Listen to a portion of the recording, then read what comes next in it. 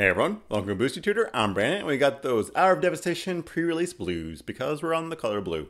So we're going to do our top 10 commons and uncommons, and some rare talk afterwards. Let's start with number 10, Unquenchable Thirst.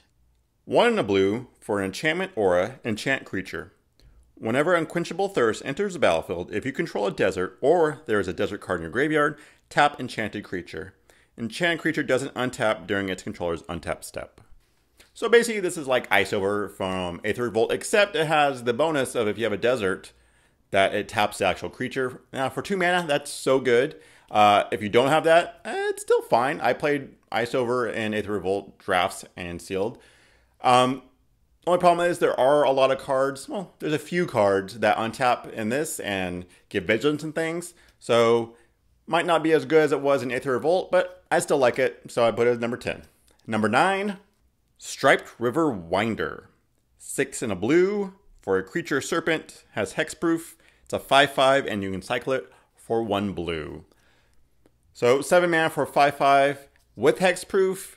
I mean, yeah, it's not the best card, but it's a really good finisher. You know, just sealed, goes long, 7 mana, you can get 2. And put this guy down, there's no way they can interact with it. So good. And early game, if you have them and you're just not have enough land, you can cycle them away. Maybe have a card that brings it back later. I don't know. But cycling really helps them out, and late game, really good. Number 8, Imaginary Threats. 2 blue for an instant. Creatures target opponent controls attack this turn if able.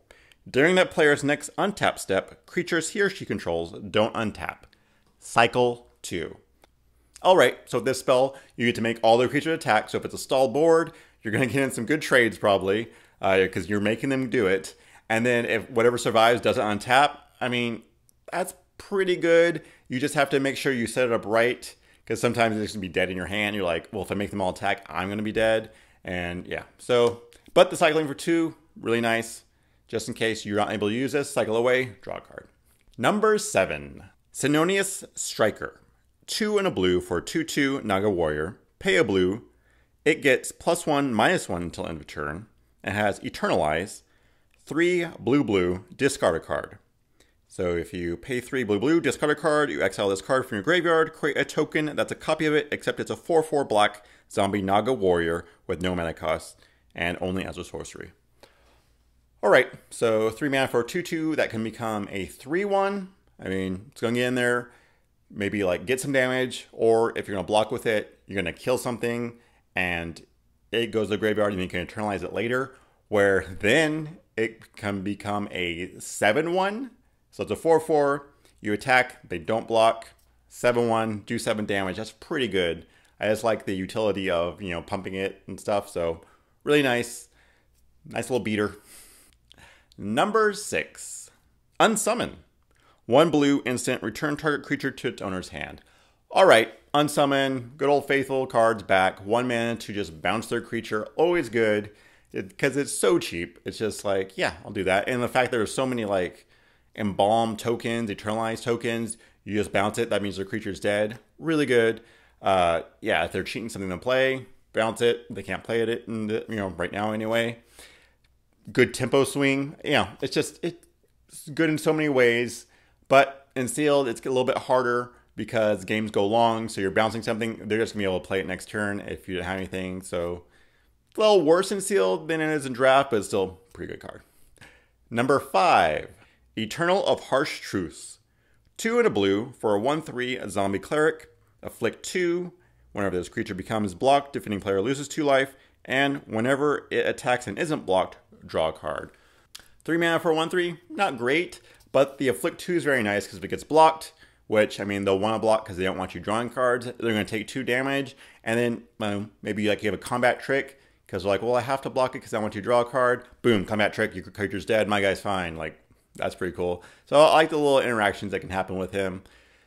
Number 4, Aerial Guide. 2 in a blue for a 2/2 creature drake. Flying, when it attacks, another target attacking creature gains flying until end of turn. Okay, there you go. 3 mana for a Windrake, basically, 2/2 flyer. But when it attacks, it gives another creature flying. That's really good. Like, I mean, how many times have you had just a 2/2 in the air and then you have like a 5/5 on the ground? and you're like, well, it's going to get chump blocked or something, or they have something bigger maybe. This way, you're going in for 7 damage over them. So good. Really like this card. That's why it's a number 4. And number 3, Supreme Will. 2 in a blue, instant. Choose one. Counter target spell unless its controller pays 3. Or, look at the top 4 cards of your library. Put one of them into your hand and the rest on the bottom of your library in any order. Okay, so 3 mana. You have a counter spell where they have to pay 3. Usually I don't like these, but the fact that there's 2 modes this makes it like way better. And paying 3 to make them pay 3 extra for their spell, I mean, sometimes you can get them. Most of the time it will, but you know, you gotta make sure to see if they have the open mana, of course. And the second mode, hey, I mean, it's not that great, but whenever you have both these on one card, so good. Really like this card. Would play it in sealed, definitely in draft. Number 2, Vizier of the Anointed. 3 in a blue for a 2/4. Human Cleric.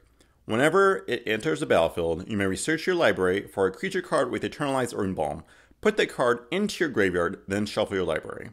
Whenever you activate an Eternalize or Embalm ability, draw a card. Okay, so 4 mana for a 2/4 is always fine. It's a nice little blocker. But the fact that you get to tutor an Embalm or Eternal card and put in your graveyard, which means then you can activate that anytime you want, that's so good. And then whenever you do that, you activate it, you get to draw a card. The guy's just like, he just synergizes so well that, yeah. I mean, you can have like one Eternalizer Embalm card in your deck, and you're going to be able to play it whenever you want when you play this guy, and then also draw a card. So really good. Play him in any blue deck. Maybe not if I don't have any Embalm Eternalize, but still. And our number 1 blue card is so good it could have been rare, I think, is Ominous Sphinx. 3 blue for 4/4 flying. Whenever you cycle or discard a card, target creature an opponent controls gets -2/-0 until end of turn. So 5 mana 4/4, always going to play that. Really good.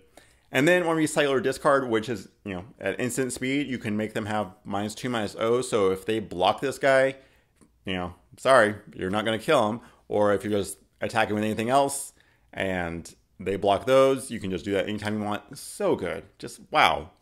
Love that guy. That's why it's number 1, Ominous Sphinx. Okay, let's talk about these rares. Like I said with the red, most of them pretty good, but there are a couple that are just unplayable. So let's start off with one of those. Fraying Sanity. No. Like, I know people love Mill. I like Mill. But in limited, it's never very good unless you can constantly do it. And this is constantly doing it, but at like the most random of like values. I mean, yeah, it's not good. Don't play it. It's a very bad card.